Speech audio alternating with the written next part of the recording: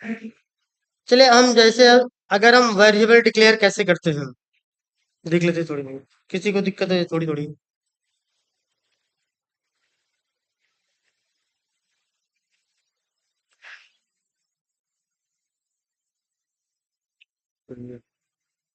जैसे लेट कोई एक वेरिएबल नेम देते हैं। देखो कोशिश ये है प्री डिफाइंड क्लास नहीं यूज करनी है। एज इट प्री डिफाइंड का मतलब पहले से डिफाइन, जैसे नेम, गो टू या गेट कंटेस्ट। ये सब मेथड पहले से बने हैं ना, ये नाम नहीं यूज करना। जैसे नेम, देखो ये नहीं यूज करने हैं।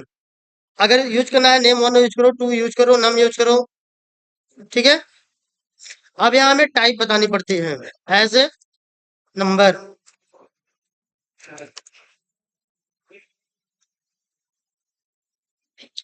ये बातें क्लियर है। नेम प्री डिफाइन है ना, पहले से डिफाइन है। जैसे पेज डॉट गो टू करते हो क्या होता है, यूआरएल पास करते हैं ना। गो टू नाम का एक मेथड पहले से डिफाइन है। It mean the pre define. Clear. Pre का मतलब समझ में आ गया कि नहीं। जैसे लॉन्च लिख दें वो भी गड़बड़ है, क्योंकि पहले से डिफाइन है ना। तो प्री डिफाइन नेम हम नहीं यूज करते। अब यहाँ हमने नंबर डिक्लेयर किया ना। अब देखो ये नम में हमने फिर वापस इक्वल डिफरेंस वैल्यू ट्रांसफर करना चाहें तो इजिली हो जाएगी।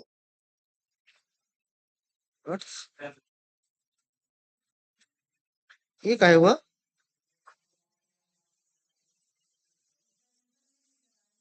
अच्छा अच्छा। Okay okay. ठीक है। नेम आप वेरिएबल नेम। ठीक है।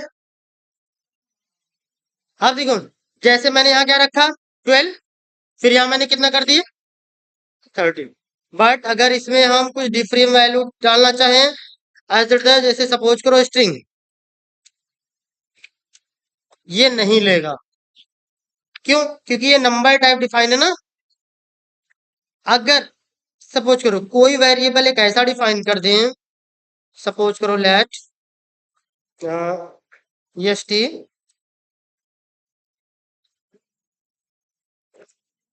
माने स्ट्रिंग टाइप का। अब ये वैल्यू हमें स्ट्रिंग टाइप की वैल्यू हम भेज सकते हैं। कितनी बातें क्लियर है। एस टी इक्वल डिफरेंस, हम नंबर दे सकते हैं इसमें नहीं। इसी नंबर को यदि हमें एज इट द स्ट्रिंग कर दें ले लेगा। अभी नंबर नहीं है, स्ट्रिंग वैल्यू है।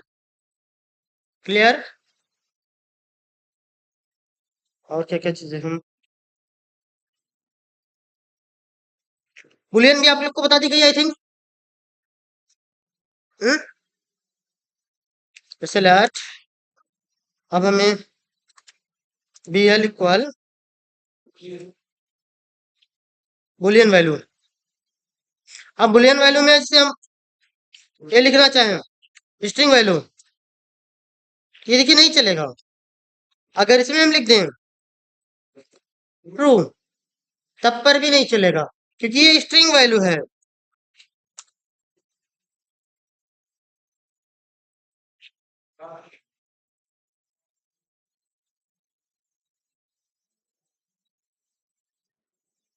पी आर यू ई सही तो है। ठीक है। तो ये देखिए अब ये बुलियन वैल्यू है। बुलियन में हम क्या यूज कर सकते हैं, ट्रू एंड फॉल्स, बस दो चीजें। एज इट देख लो बी एल इक्वल ऑन, क्या पहुंच गए भाई।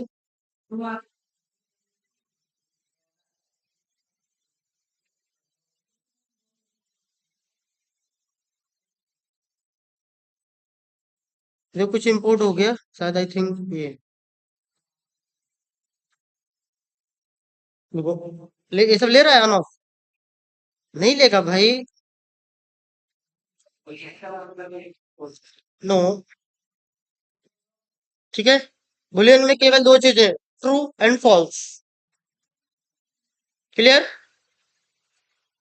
अगली वैल्यू हम जैसे मान लो, अगर आप सपोज करो हमें दो वैल्यू चाहिए as a number and string, तब हम क्या करते हैं? हम्म। हाँ, यूज कर लेते हैं हम, जैसे सपोज करो late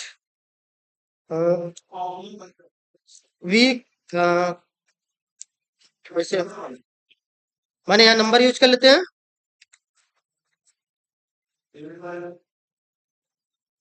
and use to the equal number, इसमें कोई दिक्कत नहीं।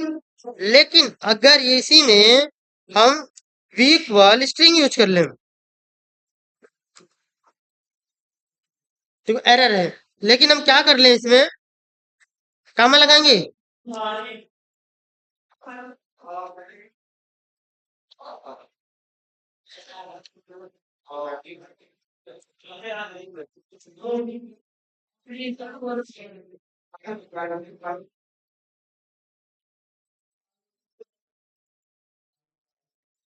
ये पाई लगा देंगे, ये आपकी दोनों वैल्यू एक्सेप्ट कर लेगी। क्लियर। अगर हमें बुलियन भी चाहिए तो इसी में क्या कर लेते हैं, बुलियन भी ऐड कर लेते हैं।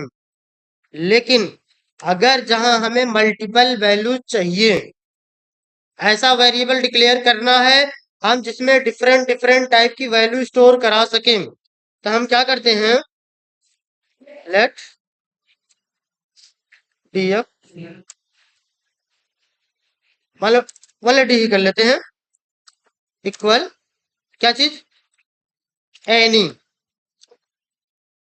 ठीक है, एनी वैल्यू ले लेते हैं। एनी में आप चाहे हम यहाँ स्ट्रिंग रख लें या डी इक्वल बुलियन रख दें, इट मीन द ट्रू, या डी इक्वल कुछ भी रख लो, नंबर रख लो। तो एनी, जो एनी डेटा टाइप है आप लोग को पहले से पढ़ाई गई है, जो एनी है, एनी का मतलब हम कोई भी वैल्यू रख सकते हैं। कितनी बातें कंफर्म है कि नहीं अभी तक? क्लियर ना? अ,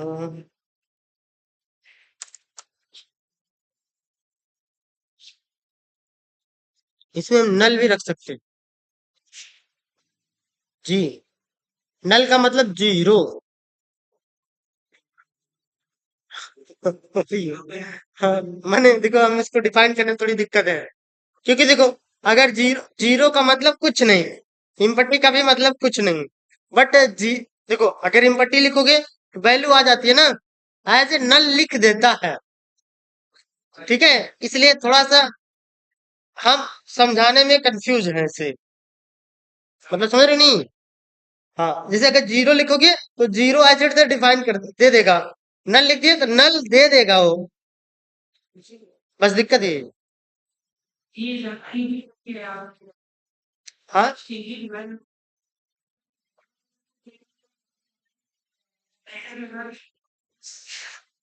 ये इसमें ऑलरेडी नंबर तो स्टोर होगा ही भाई ना।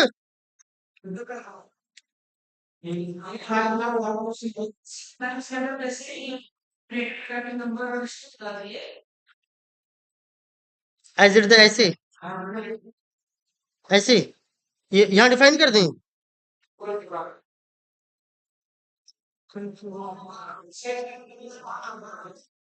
यहाँ पे ना। हाँ, इसे इरेज कर लो, कोई दिक्कत।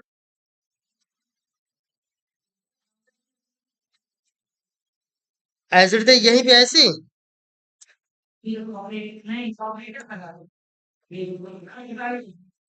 और भाई ऐसे कैसे लेगा ये यहाँ,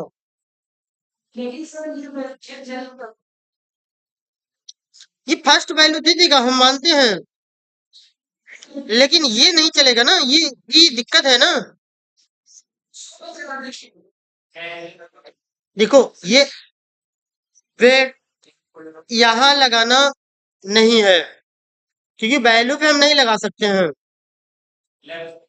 ठीक है। हाँ, अगर इसे करना है एज इट द कामा करके हम एरे कर बना सकते हैं, लेकिन ये एरे वैल्यू इधर स्टोर करानी पड़ेगी हमें। ठीक है। एनी एरे तो ये हो जानी थी I think. Sorry sorry sorry, तो इसमें देखो ऐसे रखनी पड़ेगी ना।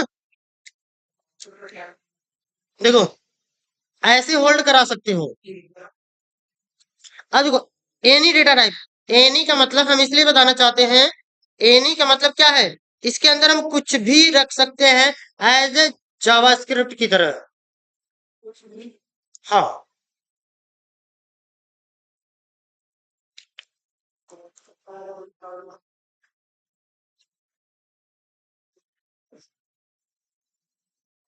ठीक है, इतनी बातें समझ में आई।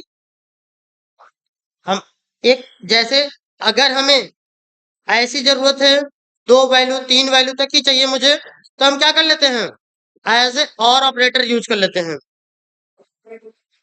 ठीक है। हाँ, लेकिन अगर हमें ऐसी ज्यादा वैल्यू चाहिए, डिफरेंट डिफरेंट टाइप की सिचुएशन चेंज चाहिए मुझे, तो हम कौन सा ऑपरेटर यूज कर लेते हैं, any operator. Sorry, any operator नहीं, एनी डेटा टाइप। क्लियर।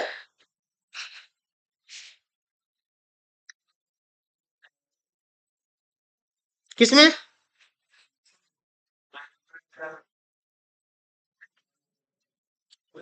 देखो मल्टीपल वैल्यू लेने के लिए अगर हमें एरे बनानी होगी, तो हम एरे बनाएंगे तब ना। अब एरे में सिंगल डेटा डालोगे तो पॉसिबल नहीं है ना भाई, एरे एरे से ही डिफाइन होगा ना। जैसे हमें क्या है, यहाँ पे एरे डिक्लेयर करना पड़ेगा एज इट इज, तब हम एरे की वैल्यू पास कर सकते हैं। अगर एरे डिक्लेयर नहीं करोगी तो नहीं बनेगा। ये वैल्यू सिंगल के लिए है, मल्टीपल चाहिए तो एरे बना लो। इतनी बातें क्लियर हुई। बाकी डेटा टाइप आपके लिए बहुत सारे हैं। एज ए आप लोग को वाइड भी पढ़ाएगी, अनडिफाइंड भी था, डिप्लेन नहीं पढ़ाएगी, एरे तो होगी, ऑब्जेक्ट हो गया, आई थिंक सभी हो गए। ये चीजें क्लियर होगी, इतना समझने में किसी कोई प्रॉब्लम। चलो आगे चलते हैं। फंक्शन।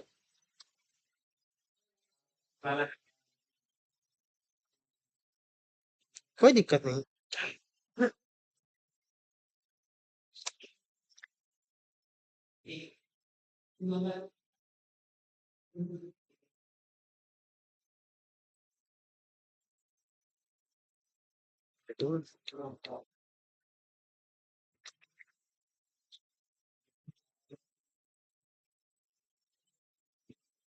ठीक है। अब देखो ये हमारी क्या बन रही है, एज ए फंक्शन।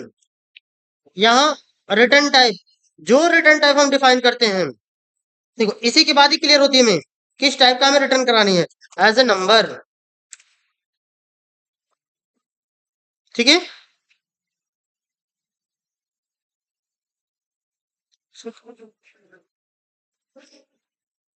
वो रिटर्न मैंने नहीं दिया ना। अब यहाँ पे देखो, जो भी फंक्शन हम बनाते हैं सभी पैरामीटराइज होते हैं। ए हम क्या चीज, यही है ना। ठीक है।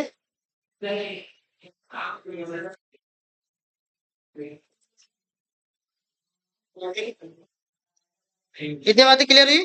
अभी हमें क्या करनी है, दो वैल्यू को एडिंग करनी है। या तो हम ऐड करके वैल्यू रिटर्न करा ले, सपोज करो लेट, अब यहाँ पे हम क्या कर देते हैं, ADD add a plus B. ठीक है। एंड रिटर्न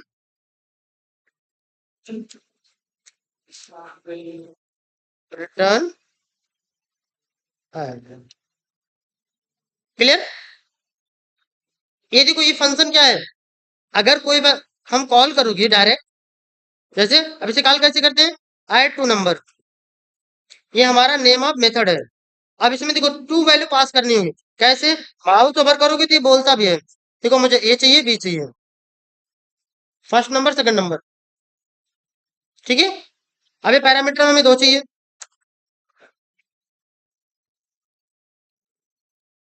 एज प्लस, ठीक है। इतना करने के बाद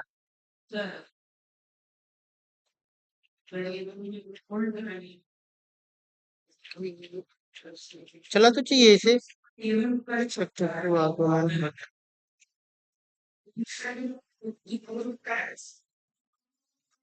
अच्छा अच्छा ये तभी सॉरी, हाँ तभी हम समझ नहीं पा रहे हैं कहाँ एरर आ रही है, क्योंकि इसे एरर आनी नहीं चाहिए ना। ये तो मेरी मर्जी है ना भाई, मैं रिटर्न लूं या ना लूं तो मेरी मर्जी है। हाँ, ठीक है, इतनी बातें क्लियर है ना। देखिए चलेगी, बट चलेगी, एक्शन भी परफॉर्म होगा, बट वैल्यू कुछ हमें दिखेगी नहीं। अब इसको देखो क्या करते हैं, हम इसको एक वेरिएबल में होल्ड कराते हैं। सपोज करो लेट, अब देखो नेम ऑफ वेरिएबल क्या करते हैं, RT, as a number type, ठीक है। अब इसी नंबर को क्या कर देते हैं, कंसोल डॉट लॉग। अब हम क्या कर देते हैं, आरटी को इतना हम प्रिंट करा लेते हैं, तो चलेगी कि नहीं, 100%।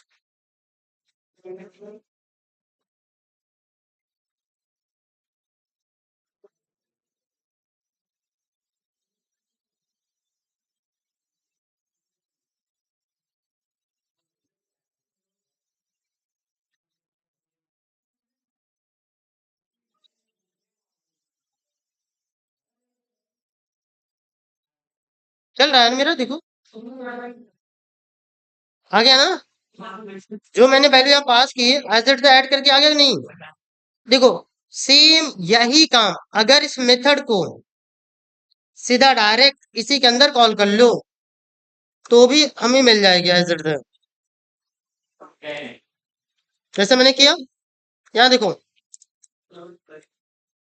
Add two number, pass the argument, suppose करो 10 कामा 20, ये देखो ऐड करके हमें दे देगा कि 30 इसी में, क्योंकि इसमें हमें रिटर्न लेने की जरूरत नहीं है।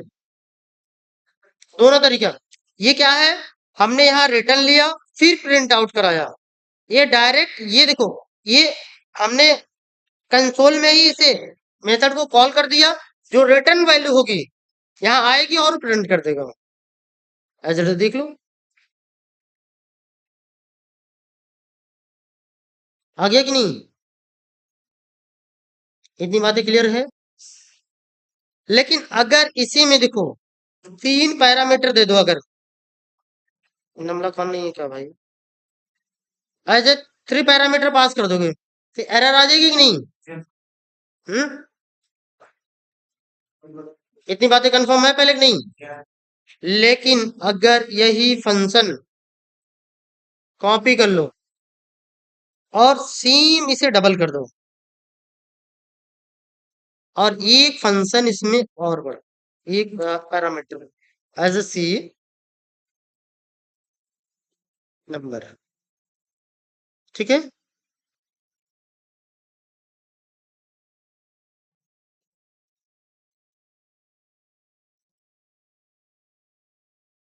डुप्लीकेट फंक्शन नहीं चलने देगा क्या चीज,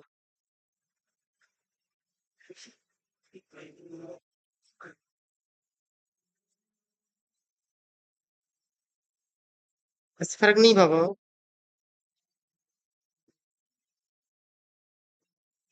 2 मिनट तो, चलो आगे चलते हैं हम। अब ये बताइए, जैसे मैंने ये फंक्शन क्रिएट किया ना, ये हमारी जो फंक्शन क्रिएट है ये कौन सी फंक्शन है, क्या नेम्ड फंक्शन है,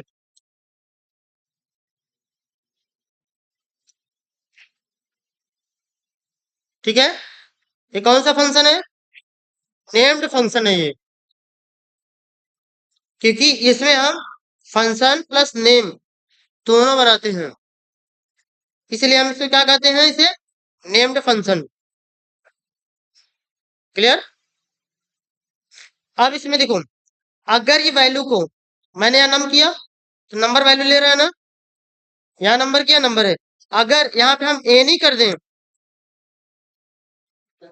तो ये चलेगा, क्योंकि एनी में क्या है, सारी वैल्यू आ जाती हैं। क्लियर। जितने डेटा टाइप है सब ले लेगा। हाँ, बुलियन स्ट्रिंग ये मैंने दिखाया ना भाई, ऊपर देखिए इधर एज इट ईयर।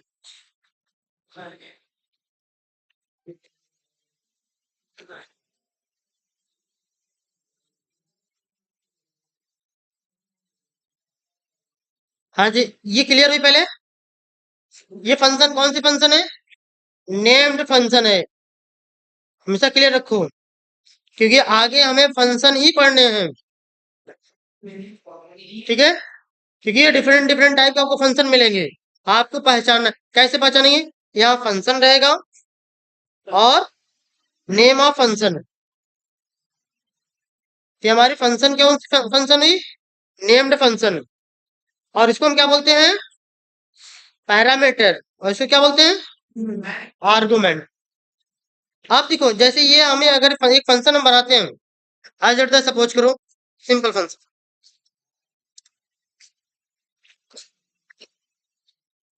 फंक्शन है माने हम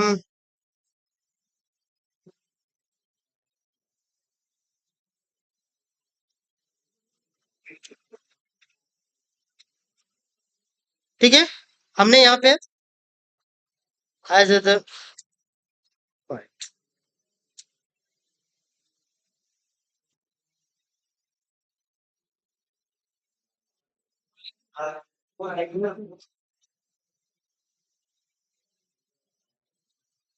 ठीक है।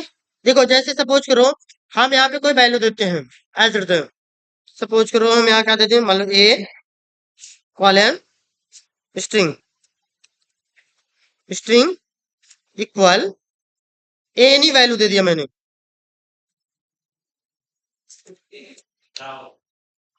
ठीक है, console dot log and using to the a. आप देखो जब ये फंक्शन को कॉल करोगे,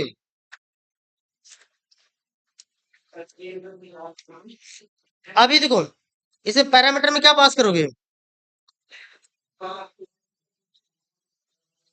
ठीक है। अब बताओ क्या प्रिंट हो जाएगी,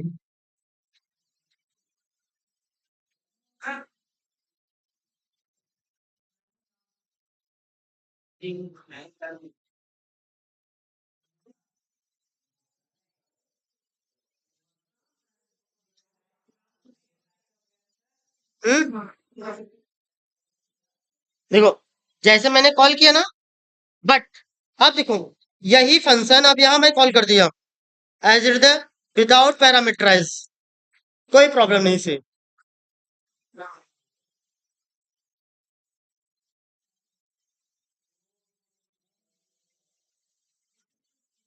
अब इसको मैंने इस फंक्शन को हम क्या बोलते हैं,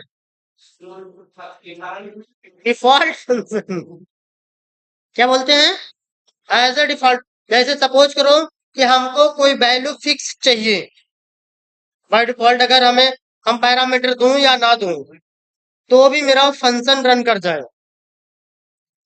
ठीक है, लेकिन अभी देखो इस वाले फंक्शन में अगर एक भी हटा दोगे तो भी एरर दे देगा। ठीक है, अगर दोनों हटा दोगे तो एकदम चलेगा नहीं। इतनी बातें समझ में आई, क्यों जी, डिफॉल्ट फंक्शन समझ में आई।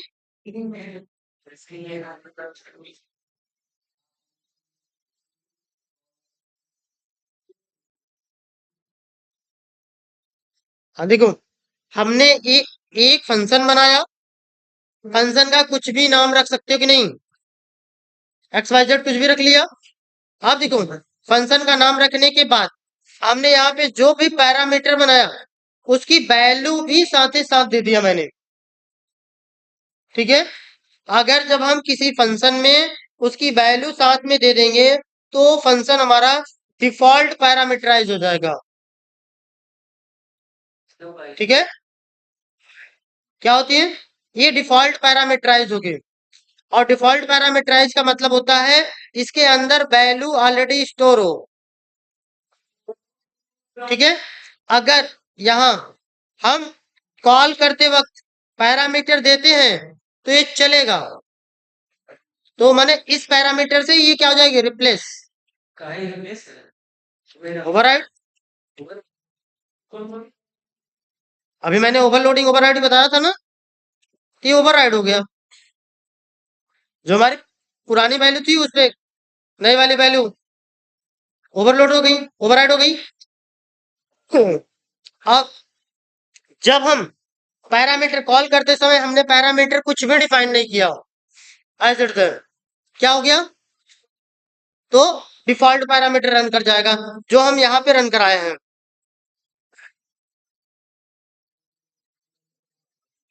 Clear?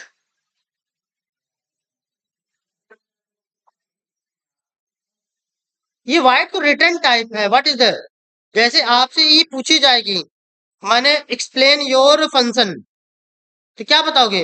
Suppose the name the function दे दिया एंड एक्सप्लेन, तो देखो कहोगे this is the function, it is showing to the name of the function, this is the name, ये फंक्शन का नाम है, और ये क्या है? ये फंक्शन है हमारी। ठीक है, ये बता रहा है कि हमारा फंक्शन बन रहा है, बट ये क्या है? नेम ऑफ द फंक्शन, ये फंक्शन का नाम है। दिस इज, देखो ये क्या है? It is the argument, sorry, parameter, it is the parameter, this is a return type, that's the code. Void void it mean the return type. If you are, देखो suppose I will return any types, return, what is return? It mean the number, it is the error, because अब यहाँ क्या करना पड़ेगा? Type the number.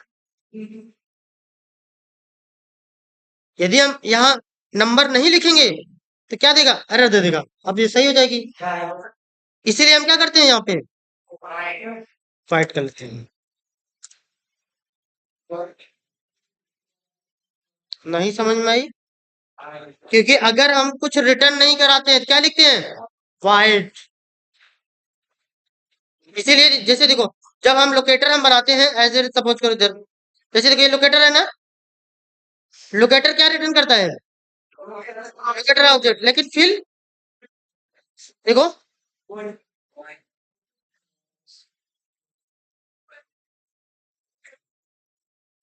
Clear?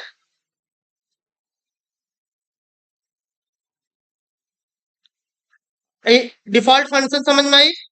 Default function में यदि हम value दे देते हैं तो बाय डिफॉल्ट हो जाती है।